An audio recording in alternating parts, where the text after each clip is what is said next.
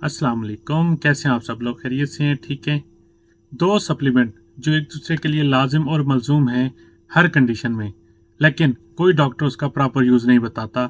हर कोई एक्सपेंसिव और मतलब मुश्किल सप्लीमेंट रिकमेंड करता है हर बीमारी के लिए, लेकिन जो हमारी बॉडी की मेन ज़रूरत है हर मसले के लिए, वो मर्दाना कमज़ोरी है, आपके बालों के मसाइल हैं, बहुत सारे जिस्म के मसाइल होते हैं, इम्यूनिटी बूस्टर्स होते हैं, लेकिन वो रिकमेंड नहीं करता कोई भी डॉक्टर ईजीली।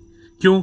वो कम प्राइस में मिलते हैं, उससे आप लोग मतलब ये है कि पेशेंट सेटिस्फाई नहीं होता, इस वजह से कोई डॉक्टर उन पे फोकस नहीं करता। लेकिन अगर वो प्रॉपरली आपको रिकमेंड किया जाए और आप वो प्रॉपरली यूज़ करें तो आपको ये मर्दाना कमज़ोरी के मसाइल और दूसरे के हेयर फॉलिंग और दूसरे अल्सर के मसाइल आपको हों भी नहीं, और बहुत सारी बीमारियों से आप खुद ब खुद बच जाएं। मुझसे बहुत सारे पेशेंट ये बात पूछते हैं कि आप हर पेशेंट में विटामिन डी, जिंक और विटामिन ई क्यों रेकमेंड करते हैं। तो आज इसके बारे में मैं आपको बताना ज़रूर समझूंगा, ख़ासकर जिंक को, फिर विटामिन डी और फिर विटामिन ई को, कि ये तीनों हैं क्या, ये आपके जिस्म में क्या क्या करते हैं। मैं doctor Abdul Alim Sajid from United Arab Emirates, working as andrologist, आपकी खिदमत में हाजिर हूँ। अल्लाह ताला आपको खुश रखे, आबाद रखे।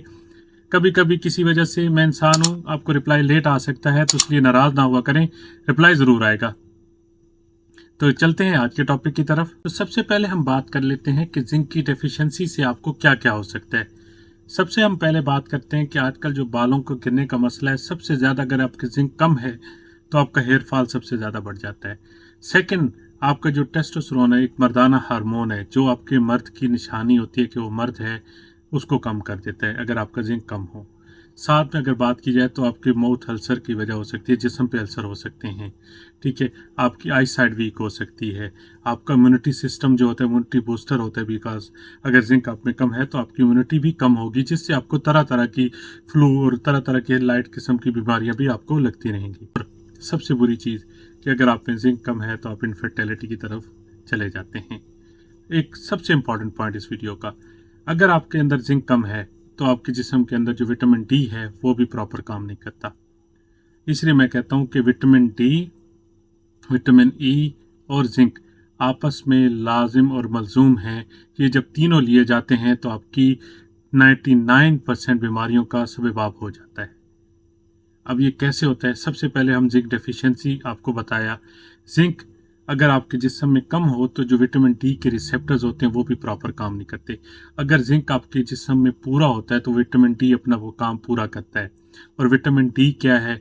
ये आपकी हड्डियों को मजबूत करता है, आपके मस्कुलर फंक्शन को इंक्रीज करता है, इम्यूनिटी बूस्टर है। देखें, जैसे पीछे कोरोना गुजरा, हर कोई कहता था कि जिंक लिया जाए, विटामिन सी, विटामिन डी लें ताकि आपके जिस्म की इम्यूनिटी अच्छी हो, ताकि आप जो वायरस की वजह से जो भी आपको शॉक आए, एनाफिलेक्टिक या कोई भी शॉक्स आपको आते हैं या कोई भी आपको इन्फेक्शन आती है तो वो अच्छी तरीके से अंदर से हमारा जो इम्यूनिटी है उसको डिफेंस कर सके। इम्यूनिटी बेसिकली हमारे जिस्म के अंदर एक फौज होती है, मतलब मुख्तलिफ किस्म की, जो हमारे मुख्तलिफ जिस्म में आने वाले जरासीमों से लड़ती है। तो क्योंकि हमारे जिस्म में डेली बेसिस पे तोड़ फोड़ का अमल होता रहता है, क्योंकि ये तीनों मल्टीविटामिन या सप्लीमेंट जो मैं आपसे बात कर रहा हूँ, विटामिन ई हो गया, टोकोफिरोल, विटामिन डी हो गया, साथ में जिंक हो गया, ये तीनों इम्यूनिटी बूस्टर्स भी हैं और स्ट्रॉन्ग एंटीऑक्सीडेंट हैं। इनका काम क्या होता है? ये आपके जिस्म के हर अज़ा को टूट फूट के एक अमल में जो फ्री रेडिकल्स बनते हैं उनसे बचाते हैं। और हर अज़ा को कहते हैं कि हम आपको ब्लड सप्लाई पूरा देंगे, आप अपना पूरा काम करें, ठीक है। ये आपकी स्किन के लिए अच्छे हैं, स्किन पे ग्लो लाते हैं, आपके हेयर फॉल को रोकते हैं, आपकी मर्दाना कमजोरी के हर मसाइल का हल है। तो सादा से मल्टीविटामिन है, यूज़ करें ना दोस्त। इसके रिगार्डिंग कोई भी कन्फ्यूजन हो आप मुझसे ज़रूर पूछिएगा। रिगार्डिंग डोज की बात कर लेता हूँ। विटामिन डी मोस्टली अब हर आदमी का डेफिशिएंसी होता है, तो 1000 international unit once a day at least 3 महीने लें। विटामिन ई 400 IU का जो इसका है वो वंस अ डे ज़रूर लें।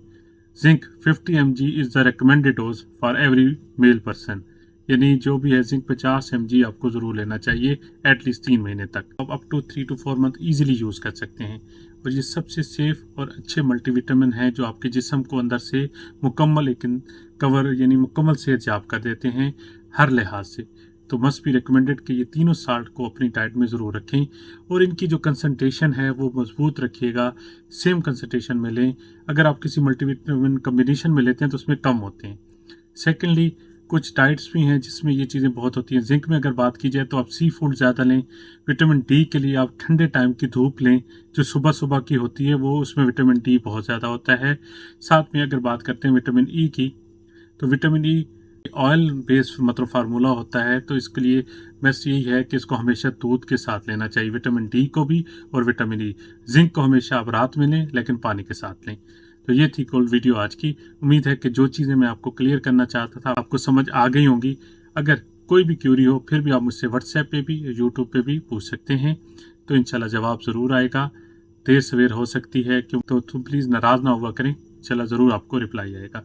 अभी मुझे इजाज़त दीजिए। अल्लाह ताला आपको अपने घरों में खुश और आबाद रखे। अभी डॉक्टर अब्दुल हलीम साजिद को इजाज़त दीजिए। अल्लाह हाफिज़।